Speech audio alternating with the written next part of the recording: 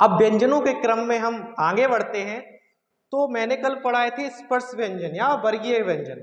उसी के जब हम आगे बढ़ेंगे तो आते हैं अंतस्थ व्यंजन। था ना वर्गीकरण था, तो अंतस्थ व्यंजन जो है कितने होते हैं? तो संख्या में बेटा कितने होते हैं? 4 होते हैं। कितने होते हैं? 4। तो अंतस्थ व्यंजन कितने होते हैं? 4 होते हैं। कितने होते हैं?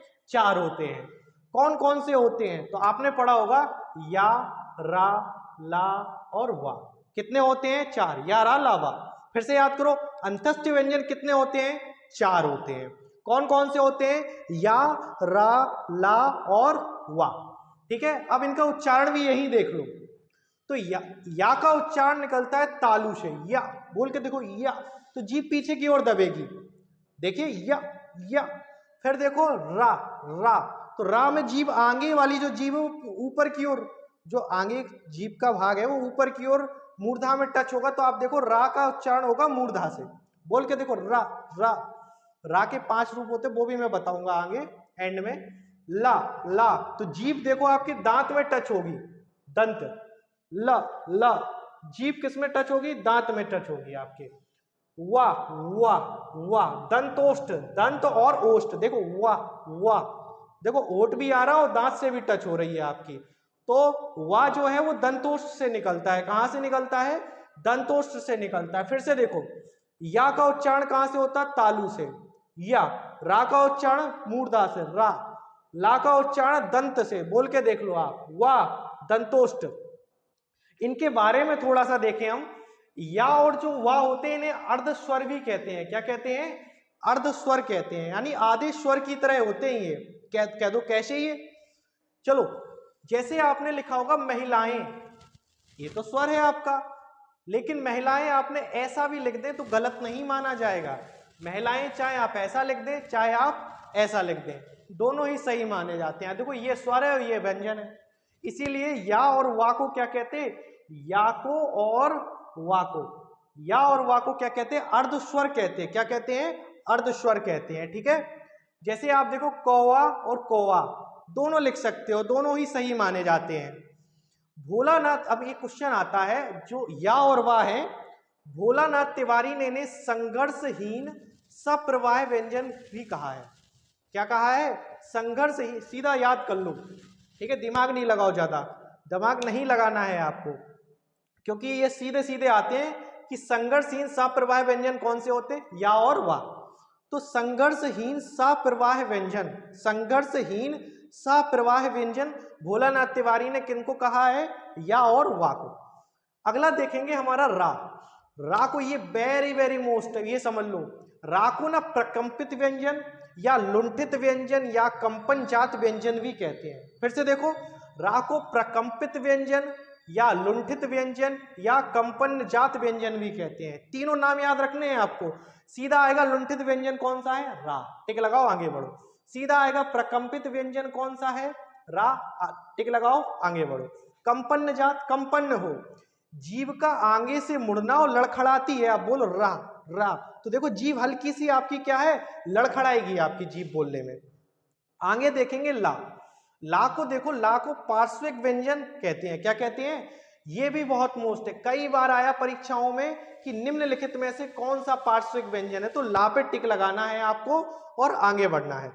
ला पार्श्विक व्यंजन, जीभ के अगल बगल का भाग। ला बोल के देखो तो बगल से हवा निकलेगी आपकी, जीभ के अगल बगल से हवा निकलती है, तो देख लो आप। ला, ला तो जीभ, पहली बात तो ला का उच्चारण कहां से होता है? दंत से। दांत से टकराएगी लेकिन हवा आपके बगल से निकलेगी जीभ के दोनों तरफ से। तो ला को क्या कहते हैं हम लोग? पार्श्विक व्यंजन कहते हैं। क्या कहते हैं? पार्श्विक व्यंजन कहते हैं। अच्छा, एक ये क्वेश्चन आया था इसलिए मैंने बता दिया, यूपीएसआई 2021 का क्वेश्चन है कि हिंदी में कौन निम्नलिखित में से कौन सा अमानक वर्ण है? देखो अमानक वर्ण क्या होता, मैं यहां समझा देता हूं। अमानक वर्ण क्या होता? जो पहले प्रचलित थे लेकिन अब प्रचलित नहीं है। तो हिंदी में ना 2 अमानक वर्ण है, आपको इतना याद रखना है। हिंदी में कितने अमानक वर्ण है? 2। तो 2 कौन कौन से? एक झा और एक भा। कह दो सर कैसे? तो झा जो है ऐसे बनता था, आपने झांसी लिखा देखा होगा पुरानी किताबों में, तो ऐसे देखा होगा। भा भी आपने कई किताबों में देखा होगा ऐसे। तो पहले ऐसे बनते थे, अब लेकिन इनको क्या है? प्रचलन में नहीं रहे, अब इनको ऐसे बनाने लगे। ठीक है, तो ये दो वर्ड है, तो आपको यूपीएससी 2021 में आया था तो भा पे टिक लगा देना था, क्योंकि भा ऑप्शन में था। निम्नलिखित में से कौन सा अमानक वर्ड है? भा। ये अलग से नोट है, ये अलग से जो हमें क्वेश्चन देखते हैं मैं उसको लगा देता हूं। ठीक है, अब हम आगे बढ़ेंगे ऊष्मीय व्यंजन के बारे में। ठीक है, मैं इसको रफ कर देता हूं जब तक। चलिए आइए हम देखते हैं ऊष्मीय व्यंजन के बारे में। किसके बारे में? ऊष्मीय व्यंजन के बारे में। तो इनको ना संघर्षीय व्यंजन भी कहते हैं। क्या कहते हैं? संघर्षीय व्यंजन भी कहते हैं। तो इनकी संख्या कितनी है? 4। कितने होते हैं? 4। आखिर होता क्या है ऊष्मीय व्यंजन? जिन वर्णों के उच्चारण में हमें जोर से श्वास खींचना पड़े, यानी हमको क्या है, बोलने में श्वास थोड़ा ज्यादा खींचनी पड़ती है, और जब ये शब्द निकलते हैं, ये वर्ण जब मुख से निकलेंगे आपके, तो ये संघर्ष और घर्षण करते हुए निकलते हैं, इनमें थोड़ा जोर लगता है, घर्षण करते हुए निकलेंगे ये।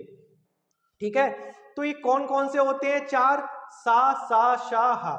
शा कौन सा? संयम वाला शा। ये षटकोण वाला, ये कौन सा? रा वाला कह देते हैं हम इसको, तो हा वाला। ठीक है, तो आप इसको उच्चारण स्थान भी आप यही देख लीजिए, सा, तो आप ये निकलता ये वाला सा, संयम वाला तालु से, आप शल्यम बोलिए, शल्यम। तो आप देखिए पीछे आपकी जीभ दबेगी, षटकोण, तो बोलिए आपकी मूर्धा पे जाएगी जीभ, खुद बोल के देखिए, षटकोण, तो जीभ देखिए आप कहाँ जाएगी? मूर्धा पे जाएगी। अगला है दंत, सु, स, तो ये दंत में जाती है, ये वाले सा कहाँ से बोला जाता? दंत से बोला जाता है। और हा, हा, तो देखिए आप ये कंठ से निकलती है आपकी। ठीक है, तो ये कितने होते हैं ऊष्मीय व्यंजन? 4 होते हैं। कितने होते हैं? 4। सा, सा, शा, हा। कहाँ से निकलता सा? वो शल्यम वाला तालु से, और जो वा वाला शा होता वो कौन सा कहाँ से निकलता? मूर्धा से, और रा वाला शा होता वो कहाँ से निकलता है? दंत से, और हा कहाँ से? कंठ। एक क्वेश्चन और आता है इससे, हा, वेरी वेरी मोस्ट है ये, कि निम्नलिखित में से कौन सा काकल्य वर्ण है? तो हा को ना काकल्य वर्ण भी कहते हैं। क्या कहते हैं? हा को काकल्य वर्ण भी कह देते हैं। तो क्वेश्चन आया था, निम्नलिखित में से कौन सा स्वर यंत्रमुखी काकल्य वर्ण है? तो हा। हा कैसा है? स्वर यंत्रमुखी काकल्य वर्ण का उदाहरण है। ठीक है, अब हम आगे देखेंगे संयुक्त व्यंजन। आगे कौन सा देखेंगे वर्गीकरण? व्यंजनों का संयुक्त व्यंजन। तो दो व्यंजनों को एक ही स्वर के सहारे बोला जाए तो क्या कहलाते हैं? संयुक्त व्यंजन कहलाते हैं। ये भी परीक्षा में आया है कि दो व्यंजन जब एक ही स्वर के सहारे बोले जाएं तो कौन सा व्यंजन होता है? तो वो संयुक्त व्यंजन होता है। कौन सा व्यंजन होता है? संयुक्त व्यंजन होता है। ठीक, कितने होते हैं ये? ये भी 4 होते हैं। कितने होते हैं ये? 4 होते हैं। कौन कौन से 4 होते हैं? छत्रज्ञ और श्रा। छत्रज्ञ और श्रा। देखो छ, इसका जो बना है ये छा का किस किस से मिलके बना? तो ये का और सा से, आधा का और सा, तो का और सा से मिलके बना है कश, तो इसको कश भी पढ़ते हैं, लेकिन सही ध्वनि अपन छा भी पढ़ते, छत्रज्ञ। ठीक है, अगला है त्रा, तो ये ता और रा से मिलके बना। किससे मिलके बना? ता और रा से। अगला है गिया, इसको जिया पढ़ देते कई लोग, तो जा और इया से मिलके बना है। किससे मिलके बना है? जा और इया से मिलके। अगला है आपका स्रा, तो ये संयम वाला शा और रा से मिलके बना है। ठीक है, किससे मिलके बना है? रा से मिलके बना है। छत्रज्ञ, छाक किससे बना है? छत्रज्ञ वाला का और शा से। त्रा किससे बना है? ता और रा से। ज्या, ज्ञा किससे पढ़ा है? जा और इया से। और श्रा किससे बना है? शा और रा से। ठीक है, संयुक्त व्यंजन खत्म हो गए, कुछ ज्यादा नहीं पढ़े।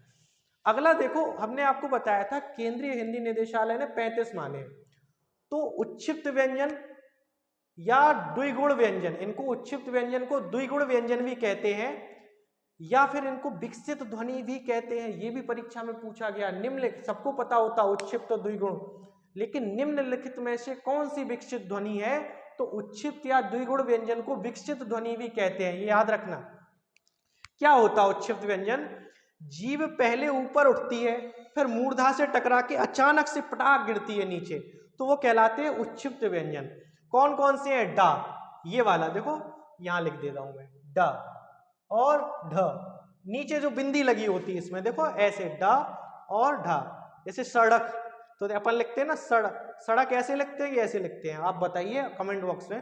तो ये डा और ढा दो होते हैं उच्छिप्त व्यंजन। ठीक है, कल मैं बताऊंगा ब्रह्म व्यंजन कौन से होते हैं, ये नल सरज वाले, ठीक है। फिर हमें सघोष अघोष है ये, और अल्पप्राण महाप्राण, ये सब मैं A to Z डिटेल में।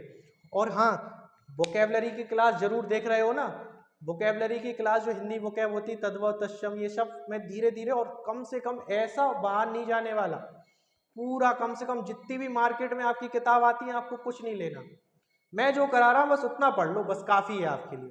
तो लाइक शेयर सब्सक्राइब जरूर कीजिए, शेयर जरूर कीजिए इस वीडियो को। धन्यवाद।